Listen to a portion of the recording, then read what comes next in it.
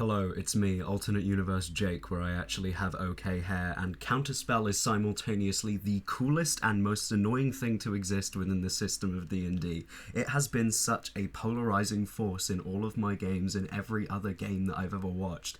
If you guys have seen Critical Role, you know how impactful that was as an example. And most classes can get it depending on subclass or like if you take it, meaning it isn't in like high demand or anything. Paladins can find a way to get it, bards can get it outside of their system and stuff like that. And there's probably more that aren't coming to my head right now. Hypothetically, I think like a rogue or a fighter could get it, etc, etc. DMs can hypothetically also put it on anything that they want, give it innate spellcasting, boom, counterspell once a day, now the party hate you. And also, Matt Mercer made counterspell as a feature on a monster, which is insane.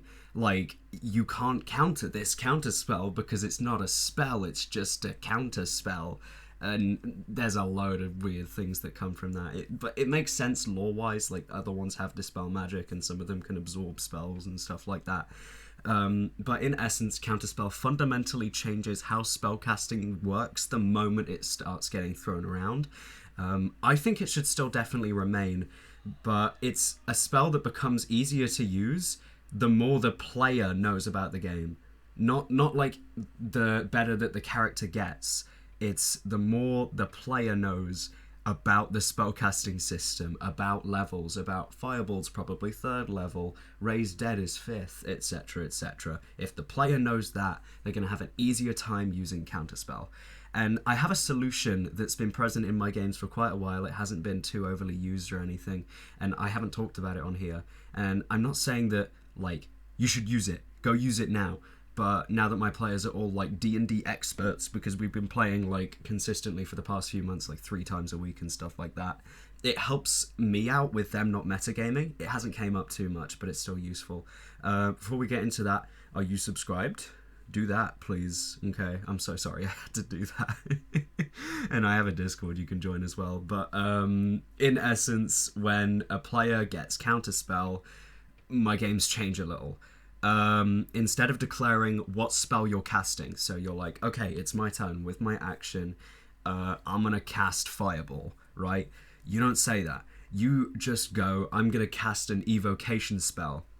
Wait a second just to see if I catch you on it and go, counterspell. And then explain what happens.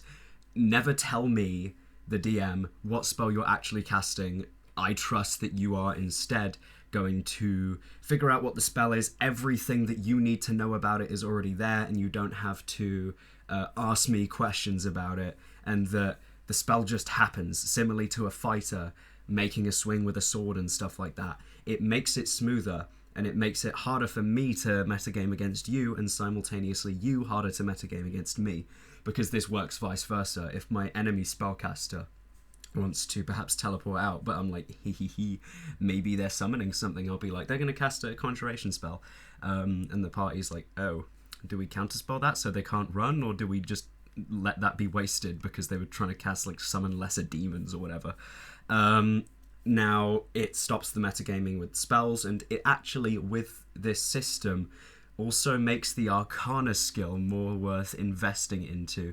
There's a few niche uses and stuff like that. There's obviously, what do I know about magic? But then there's also, if there is a sphere of annihilation, if you have good enough Arcana, you can take control of it and throw it at things, which, for reference, a sphere of annihilation is a concentrated black hole.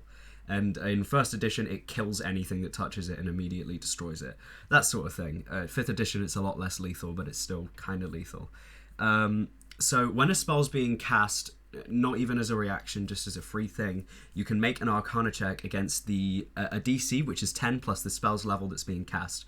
For example, if they're casting Comprehend Languages, that's a 1st level spell. DC 11 to figure out the level of the spell.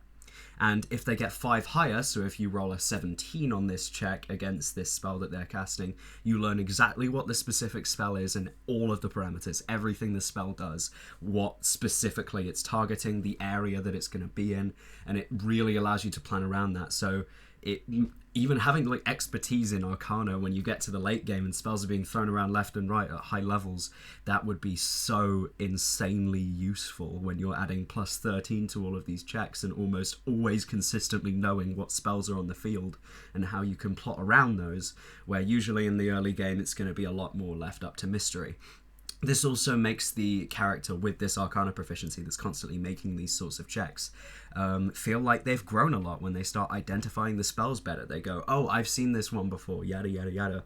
There's some other things that you could play around with this sort of rule set as well, where if they've seen it casted before, they have advantage, or if they have the spell on their spell list, they automatically know everything they need to know about it. But that's just the simple core concept of this small system. Again, I do the same thing to all my enemies, meaning that players won't typically know the spell that's being casted until it's already happened. This was a vital component in a fight against a Serac at the end of my Tomb of Annihilation game, where a bunch of players had Counterspell. There were around 10 player characters on that field, all controlled by like 5 people and stuff like that, which sounds confusing, and it is. But some of them had Counterspell, and it was a real juggling act of all of these different Counterspells going off. And this system kind of kept it to mystery and stopped it from happening as much, so it wasn't as like invasive on the tension. Now the question is, why is Counterspell so polarizing? And the simple answer is that its existence means that there's always a chance that your spell will just not work, and it sucks. It has its place, but I try not to give it to my bad guys unless it makes a lot of sense for them to have it and there's room for it to be shut down.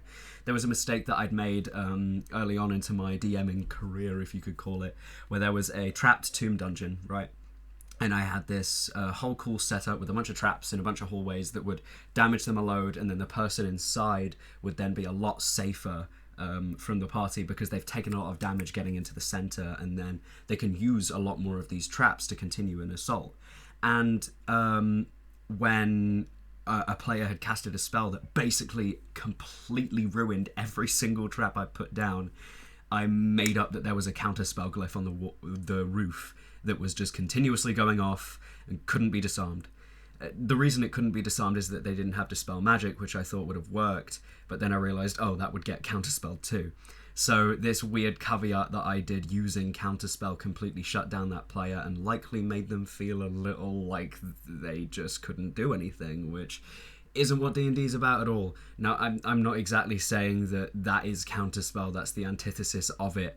That was personally just me doing a bad DM trick, but I find that it's a consistently usable bad DM trick to just say Counterspell and nope, can't do it anymore unless it 100% makes sense for that spell to be in that specific environment.